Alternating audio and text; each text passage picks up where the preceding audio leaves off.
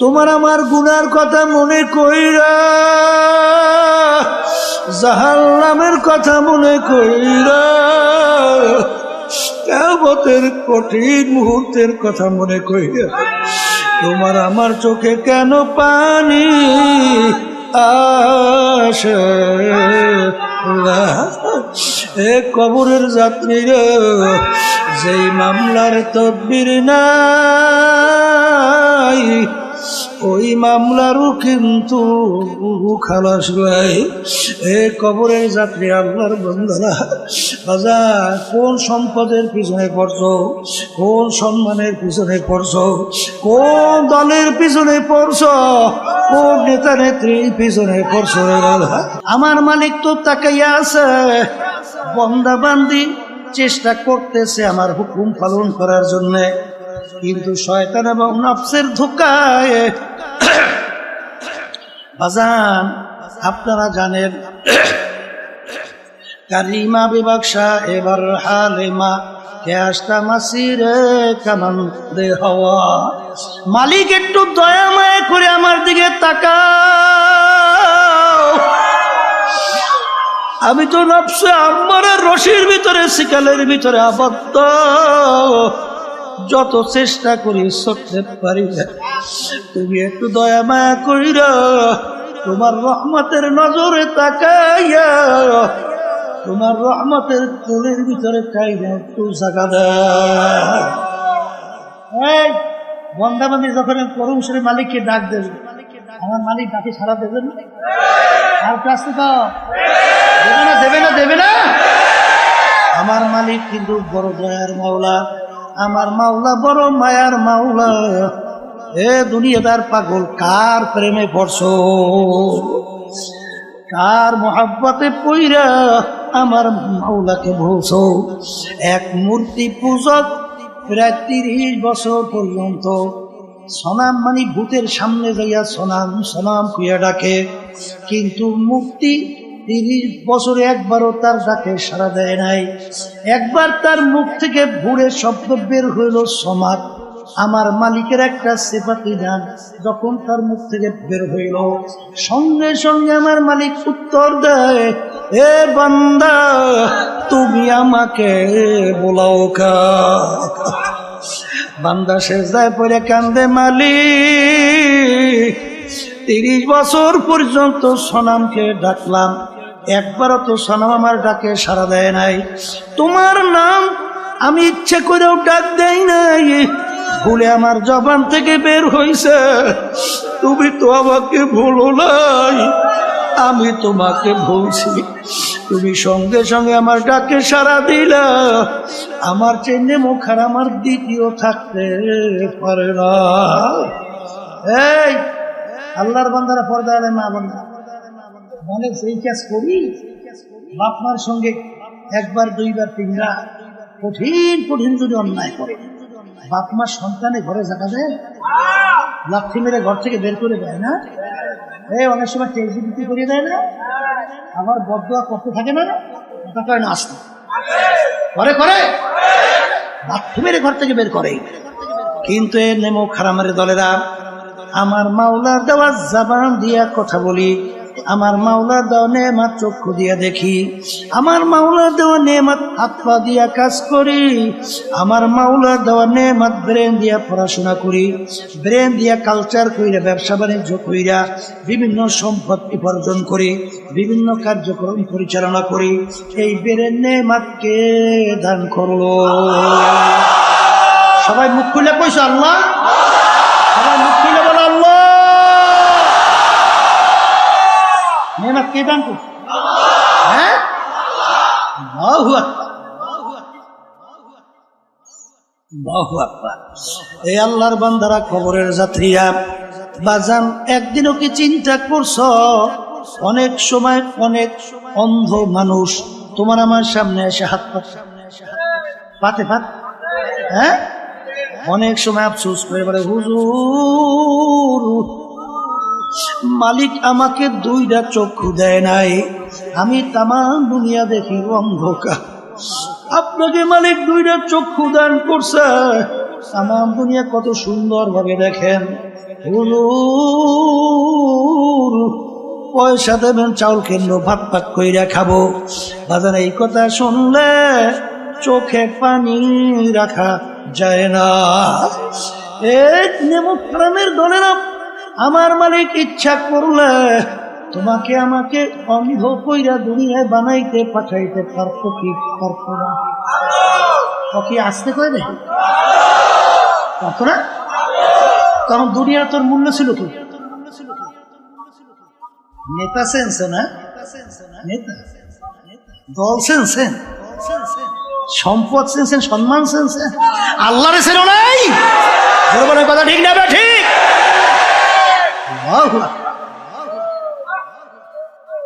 এক কবরের যাত্রীরা সই না রাখো, আজকে দল চেঞ্জ, দলের নেতা নেত্রী চেঞ্জ।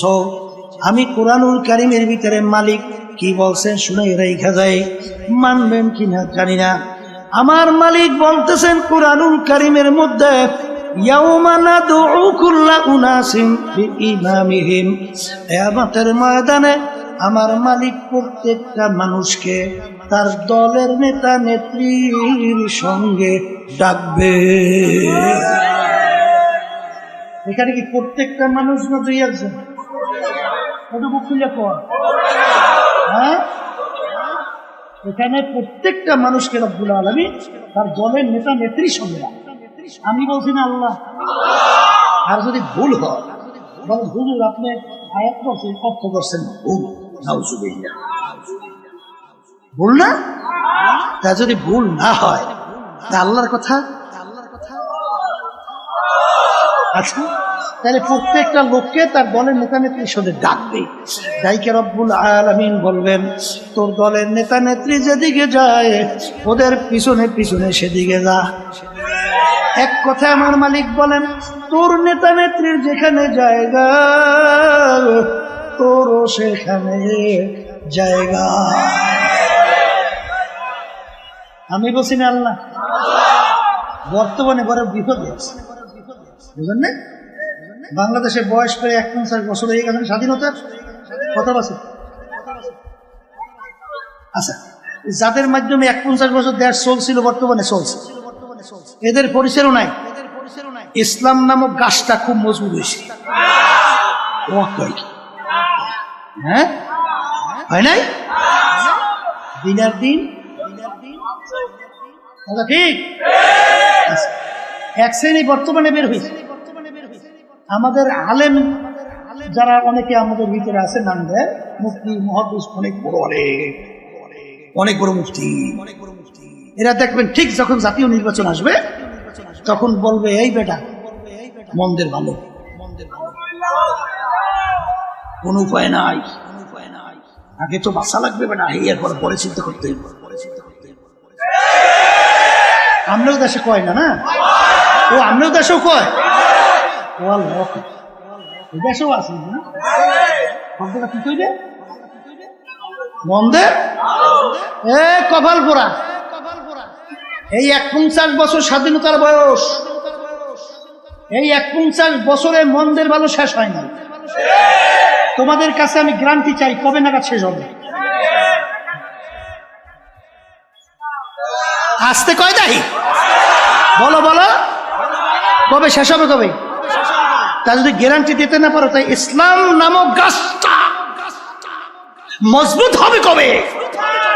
আর এর কাণ্ড গজিয়ে এই তামাম বাংলাদেশকে কবে সে ফেলবে সেইটার কথা বলতে হবে আজকে। ঠিক না ঠিক? হ্যাঁ, বসো, কথা বলছি। ইসলাম নামক গাছটা কি দুর্বল হইতে হইতে যাবে? হ্যাঁ, এত বুদ্ধিমান হইছো? হ্যাঁ, এত বুদ্ধিমান সাহাবায়ে কেরাম বুঝে না? আমিনু কামা আমানান নাস, তোমরা ঈমান আনো, তোমরা বিশ্বাস করো। সাহাবায়ে কেরাম যেভাবে ঈমান আনছিল, সাহাবায়ে কেরাম যেভাবে বিশ্বাস করছিল, সাহাবায়ে কেরামদের ঈমানের অবস্থান কেমন ছিল? পর্যালোচনা করা লাগে না? আল্লাহ কইছে ওই ইমানের ঈমান আনো, ওইভাবে ঈমান আনো। আমি বলছি আচ্ছা, আল্লাহ রাসূল সাল্লাল্লাহু আলাইহি ওয়াসাল্লাম তার কাছে প্রস্তাব লেগে গেছে তিনটা কাফেররা। শর্ত, তুমি এক আল্লাহর উপরে ঈমান আনার দাওয়াত দাও, সমস্যা নেই, কথা না। কিন্তু আমাদের বিরুদ্ধে, আমাদের ধর্মের বিরুদ্ধে, আমাদের বাপ-দাদা রেখে যাওয়া যে নিয়ম, এর বিরুদ্ধে তুমি কিছু বলবা না। যদি এইটা করতে পারো, তোমার কাজ তুমি করো। এক আল্লাহর উপরে ঈমান আনার দাওয়াত আসতে কয় দেয়, দেও, সমস্যা। কিন্তু আমাদের কার্যক্রমের বিরুদ্ধে কোনো উল্টা পুল্টা কইতে পারবো না। যদি এই কাজটা করতে পারো তাহলে তোমার জন্য 3 পুরস্কার। 1 নম্বর পুরস্কার, তোমাকে আরবের নেতা বানাইয়ে দেবে, মানে প্রেসিডেন্ট, আমাদের দেশে যেটা বোঝেন। আরবের কি, এক কথায় বাদশাহ। কি বানাইবে? আচ্ছা, আমাদের দেশের ভিতরে আল্লাহ মাফ করুন, আমি যেটা দেখি শুনি সেইটা বলি। মেম্বারের জন্য ইমান যে কয়বার বিক্রি করে, শুধু চেয়ারম্যান হওয়ার জন্য কয়বার যে ইমান বিক্রি করে আর কেনে আর বেছে। আর এমপির জন্য তার কথা আমার মুখে বাইরেই দিয়েছে।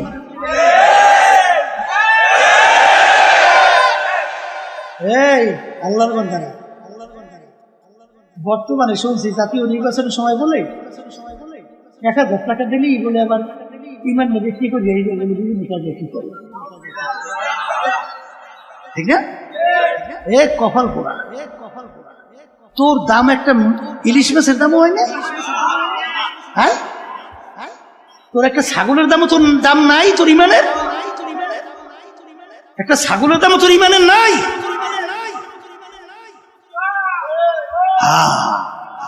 আমিনু কামা আমানান নাস, ঈমান আনো সাহাবায়ে কেরাম যেভাবে ঈমান আনছিল। 1 নম্বর বাদশা বানাই দিল। 2 আরবের ভিতরে সবচেয়ে বড় ধনী বানাই দেবো, বুঝলেন নাই? এই টাকা পয়সার জন্য, সম্পদের জন্য কতবার ইমাম বেঁচে আর কেনে আর তামসা করে না।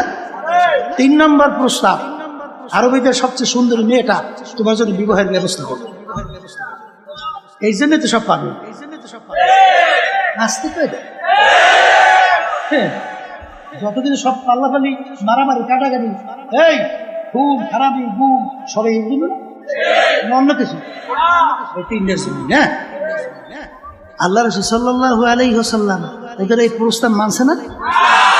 হ্যাঁ, আল্লাহ রাসূল সাল্লাল্লাহু আলাইহি ওয়াসাল্লাম বলেন, হে কাফেরেরা, আরবের রাজা বানাবি আর ধনী বানাবি, সুন্দরী মেয়ে বিবাহের ব্যবস্থা করবে। শোন, যদি আকাশের ভিতরে চাঁদ দেখো না, চাঁদ ওইটা যদি আমার এক হাতে আর এক হাতে সূর্য নামাইয়া যায়, অসম্ভব।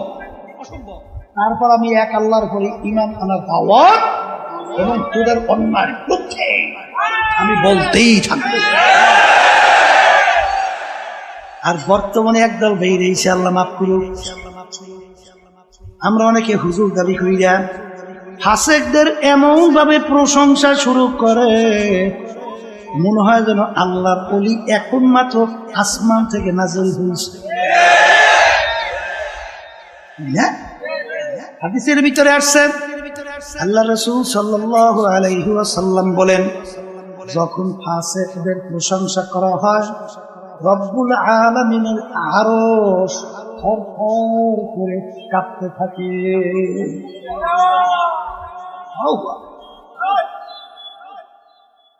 বলছিলাম যে বারবার যদি মন্দের ভালো শব্দ হয়, ইসলাম নামক গাছটা মজবুত হবে। ঠিক না? গ্যারান্টি চাইছিলাম, দিতে পারবি না, পারছেন? এই যে আল্লাহর কুতুব ফজলুল করিম রাহমাতুল্লাহ আলাইহি, রব্বুল আলামিন, তার ভিতরে আল্লাহ রব্বুল আলামিন ইলহাম, কথা ঠিক না? ঠিক। আল্লাহ রব্বুল আলামিন ডাইলে দেশে অন্তরে এমন এক কায়দায় আল্লাহর কুতুব পরিবেশ তৈরি করে রাখছেন। আব্বাল আল্লাহর কুতুব চিন্তা কইরা দেখছে, স্পেনের ইতিহাস 750 বছর মুসলমানদের রাজত্ব, মুসলমানদের অস্তিত্ব তালাশ করে পাওয়া যায় না, কথা কয় না? হে আল্লাহর বান্দারা, পর্দা আলেম মা বোনেরা, না আমেরিকা না লন্ডন সে হুলফত, আমি মস্তে মদিনা কারু খুদায়া। হে আব্দুল করিম আব্দুল রহিম, হে রহিমা খাতুন, স্বামীদের নৌকা ছাড়ছো, নৌকা যায় কোথায়? তোমার নৌকা আমেরিকা লন্ডনের ঘাটে ঘাট দিবে না আল্লাহর হাবিবের রওজা মুবারকের পাশে মদিনায় ঘাট দিবে? চিন্তা ভাবনা করে নৌকা চালা, কথা কয় না। মান তাসাব্বাহা মান তাসাব্বাহা কওমিন ফাহুয়া মিনহুম। এই দুনিয়ার ভিতরে যেভাবে তুমি যার সঙ্গে সম্পর্ক রাখবা, যেই দলভুক্ত হইয়া চলবা, যেই দলের নেতা নেত্রীকে নেতা নেত্রী মানবা, আল্লাহর রাসূল বলেন কিয়ামতের ময়দানে তুমি ওই দলভুক্ত হইয়া উঠবা এবং ওই দলের নেতা নেত্রীর সঙ্গে তোমার হাসর হইয়া যাবে। যার সঙ্গে যার মোহাব্বত, তার সঙ্গে তার কিয়ামত। বলেন, যার সঙ্গে যার মোহাব্বত, তার সঙ্গে তার কিয়ামত। কথা ঠিক কিনা? সাহাবায়ে কেরামদের ঈমান কেমন ছিল? সংক্ষেপে দুই একটা শুনে গিয়েছে। দাওয়াত দিছে এই বাদশাহ, সাহাবায়ে কেরামদের এক জামাত। সেই দেশে ভিতরে সবচেয়ে ঘৃণিত কাজ ছিল খাওয়ার পরে প্লেট পরিষ্কার করে খাওয়া। এক এক দেশে এক একটা নিয়ম থাকে না? এই দেশে ভিতরে সবচেয়ে ঘৃণিত কি? প্লেট পরিষ্কার করে খাওয়া। এখন সাহাবায়ে কেরামদের নিয়ম কি, সুন্নাত তরিকা কি? হ্যাঁ, প্লেট পরিষ্কার করে খাওয়া। এখন বাদশার মেহমান, তাদের সবচেয়ে কাজও ঘৃণিত। সেই কাজটা যদি বাদশার মেহমানরা করে, তখন বাদশা সমাজে মুখ দেখাতে পারবে? বাদশা লজ্জিত হবে না? অপমানিত হবে না? বাদশা অনুরোধ করতেছে, হুজুর আপনারা খাওয়ার পরে প্লেট পরিষ্কার করিয়া চাইতে খান। হুজুর, আমাদের দেশে সবচেয়ে ঘৃণিত কাজ হয়ে গেছে। এই কাজটা যদি আপনারা আমার মেহমান হয়ে করেন, তাহলে আমি সমাজে হুজুর মুখ দেখাতে পারবো না। আজকে আমার সম্মানের জন্য এই কাজটা আজকে আমাকে দেশের আল্লাহ মাফ করুক, যদি হইতো হতুয়া কয় কায়দায় ঘুরতো, আসতে কয় হ্যাঁ কথা কয় না ভাই, খালি করছে না? আবুল ফজলের মতো লোক বাদশা আকবরের প্রতি হতে দিনে লাগি পুকুরি তাম দুনিয়ার ভিতরে সবচেয়ে জানার দিক থেকে পারবে, এত বড় দ্বিতীয় কেউ ছিল না। কোরআন কারীম বিনা নকশার হরফ দিয়া 30 পারা কোরআন কারীম তাফসীর। এখন ওলামায়ে কেরাম বসতেও তো বসে,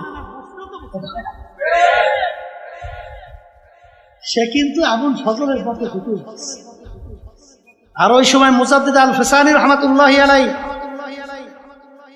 ইকন বাদশাহ আকবরের বিরুদ্ধে দ্বীনে ইলাহির বিরুদ্ধে ফতোয়া দিস। কথা ঠিক না? যেই কথা বলতে চাইছিলাম, আল্লাহ রাসূল সাল্লাল্লাহু আলাইহি ওয়াসাল্লাম বলেন, হুব্বুদ দুনিয়া রাসু কুল্লি খাতিয়াতিন, সমস্ত গুনার মূল হলো এই দুনিয়ার মহব্বত, সম্মানের মহব্বত। কথা ঠিক না বেঠিক? হে কবরের যাত্রীরা, আমরা কেউ দুনিয়াতে থাকতে পারবো না, কেউ থাকতে পারেও নাই। এই আল্লাহর বান্দারা, পর্দালে মা বোনেরা, আজকে মুসলমানদের দায়িত্ব কর্তব্য হলো ইসলাম নামক গাছটার একটু ইসালি কইরা গোড়ায় পানি দিয়ে একটু তরু তাজা কইরা রাইখে যাইতে পারি কিনা? আস্তে কয়ে দেয় যদি মাটির নিচে না যায়, ওই ঈদের উপরে কোনোদিন বিল্ডিং হয়? এখন যেই মাটির নিচে যাইবে ও কোনোদিন বলবে, ও কোনোদিন চাইবে যে আমার তো কোনোদিন কেউ দেখবি, আমি মাটির নিচে যাব।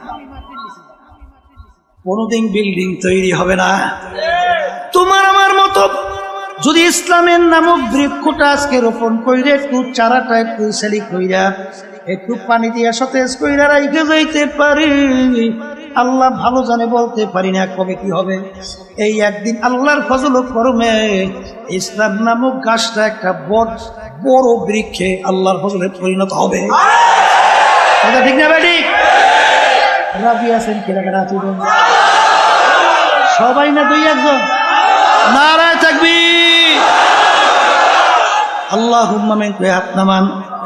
दिन के सूरज डूब रही है हम लोगों के सामने, रोज़े महशर क्या जब है मुस्तफा की सामने। एक कबरेर যাত্রীরা, আল্লাহর বান্দারা, পর্দার আড়ালের মা বোনেরা, বাজান আমাদেরকে মালিক বানাইলেন তার ইবাদতের জন্য। ইবাদত শব্দের অর্থ মালিকের হুকুম অনুযায়ী চলা। বাজান নামাজ পড়া যেরকম নাকি ইবাদত, নামাজ না পড়াও কিন্তু ইবাদত। রোজা রাখা যেরকম নাকি ইবাদত, রোজা না রাখাও কিন্তু ইবাদত। মালিক আমাদেরকে বানাইলেন তার ইবাদতের জন্য। অনেকে প্রশ্ন করতে পারেন, হুজুর তাহলে অন্যান্য মাখলুকাত গুলো আমার মাওলা কেন বানাইলেন? আমার মালিক কোরআনুল কারীমের ভিতরে বলেন, وَخُلِقَ لَكُم مَّا فِي الْأَرْضِ جَمِيعًا। অন্যান্য মাখলুকাত গুলো আমি বানাইলাম তোমাদের জন্য। এ আল্লাহর বান্দারা, কবরের যাত্রীরা, আমরা যে সূর্য দেখতেছি, সূর্য আমাদের মানুষের দরকার আছে না নাই? একটা মানুষ দুনিয়ায় না থাকলে সূর্যের কিন্তু কিছু আসে যায় না। বাজান গাভী গরু আমাদের দরকার আছে না নাই? একটা মানুষ দুনিয়ায় না থাকলে গাভী গরুর কিন্তু কিছু আসে যায় না। বাজান হালি গরু আমাদের দরকার আছে, গাছ আমাদের দরকার আছে না? একটা মানুষ দুনিয়ায় না থাকলে গাছের কিন্তু কিছু আসে যায় না। এ কবরের যাত্রীরা, এ আল্লাহর বান্দারা, এ পর্দার মা বোনেরা, ভালো কইরা বোঝো, অন্যান্য মাখলুকাত মালিক বানাইলেন আমাদের জন্য। আমাদেরকে বানাইলেন মালিক তার ইবাদতের জন্য। ইবাদত শব্দের অর্থ বলছে মালিকের হুকুম অনুযায়ী চলা। নামাজ পড়া যেরকম নাকি ইবাদত, নামাজ না পড়াও কিন্তু ইবাদত। অনেকে বলে, হুজুর নামাজ না পড়লে ইবাদত কিভাবে হয়? সূর্য উঠতেছে ওই সময় যদি নামাজ পড়ে সব না গুনাহ? সূর্য মাথার উপরে চলে আসছে, নামাজ পড়লে সব না গুনাহ?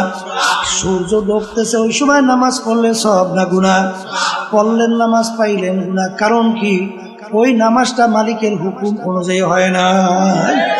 এ কবরের যাত্রীরা, ভালো করে বোঝো, যেই কাজটা মালিকের হুকুম অনুযায়ী হবে ইবাদতের ভিতরে গণ্য হবে। আমার মালিকের হুকুম প্রতিটা মানুষের ব্যক্তিগত জীবনে আছে না নাই? আসতে কয়টা? পোশাকাদির ব্যাপারে আছে না নাই? পারিবারিক জীবনে আছে না নাই? সামাজিক জীবনে আছে না নাই? বাজান ব্যবসা ক্ষেত্রে আছে না নাই? কামাই খরচের ভিতরে আছে না নাই? রাজনৈতিক জীবনে আছে না নাই?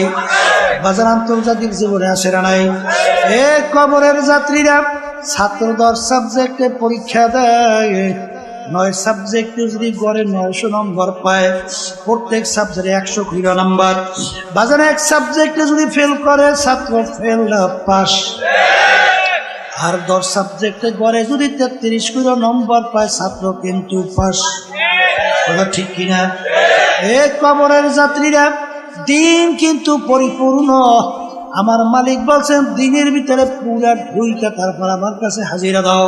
কিছু মানবেন, কিছু মানবেন না, ছাত্র কিন্তু পাস করতে পারবে না।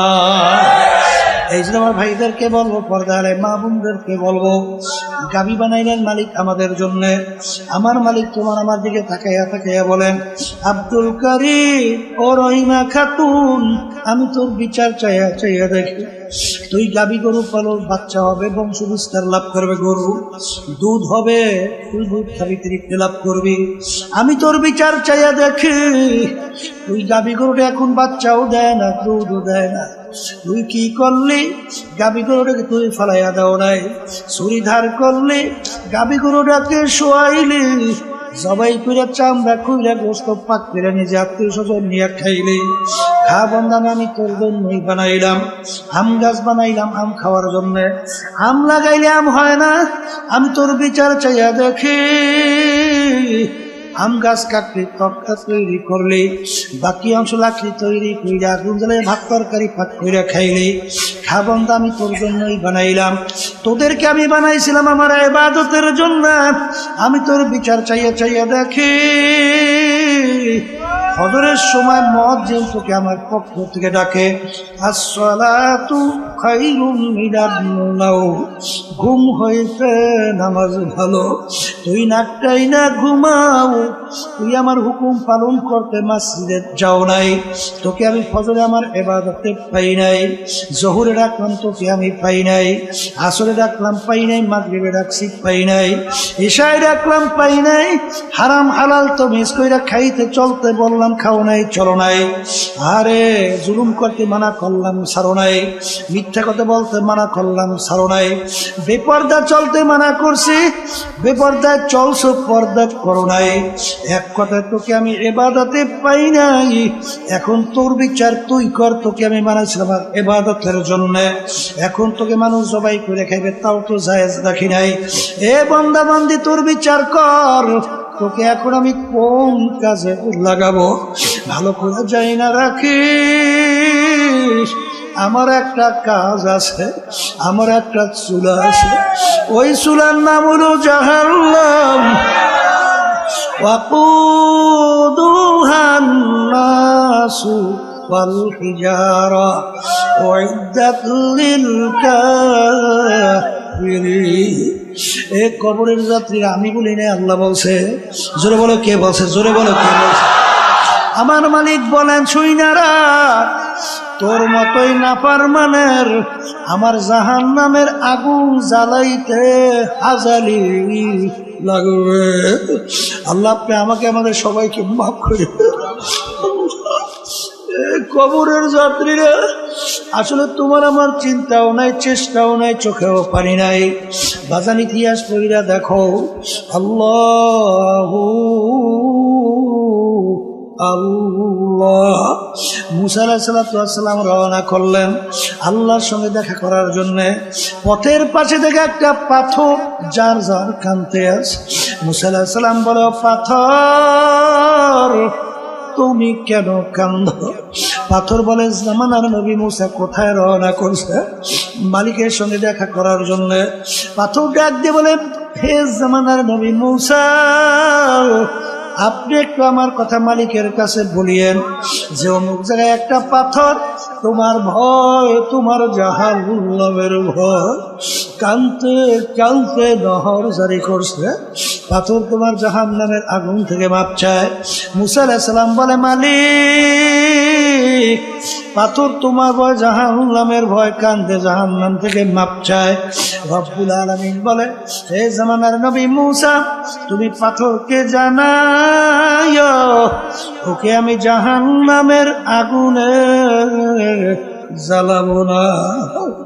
বাজা মুসা আলাইহিস সালাম বলে, পাথর তোর কপাল ভালো, আমার মালিক তোর কান্না কবুল করছেন, তোকে মালিক জাহান্নামের আগুনে জ্বালাবে না। পাথরের কান্না বন্ধ হয়ে গেল। কিছুদিন পর যখন ওই পথ থেকে রওনা করলো, দেখে পুনরায় আবার পাথর কান্দে। নবী ধুমুক দিয়ে বলে, পাথর তুই কি আমার কথা বিশ্বাস করো নাই? তুই আবার কেন কান্দ?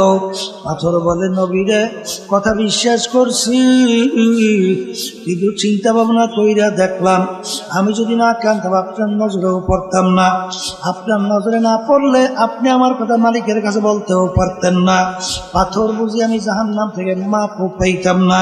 যেই কান্নার উচিলে আমি পাথর জাহান্নামের আগুন থেকে মাপ পাইলাম, ওই কান্না পাথর আমি কিয়ামত পর্যন্ত আর ছাড়ব না। এই আল্লাহর বন্দারা, কবরের যাত্রীরা, একটা পাথর যদি মাওলার ভয় কাঁদতে কাঁদতে নহর জারি করতে পারে, তোমার আমার গুনার কথা মনে কইরা, জাহান্নামের কথা মনে কইরা, কিয়ামতের কঠিন মুহূর্তের কথা মনে কইরা তোমার আমার চোখে কেন পানি আসে না? এ কবরের যাত্রীরা, যেই মামলার তদবির নাই, ওই মামলারও কিন্তু খালাস ভাই। এ কবরের যাত্রী আল্লাহর বান্দারা, বাজার কোন সম্পদের পিছনে পড়ছো, কোন সম্মানের পিছনে পড়ছো, কোন দলের পিছনে পড়ছো, কোন নেতা নেত্রীর পিছনে পড়ছো রে বাবা?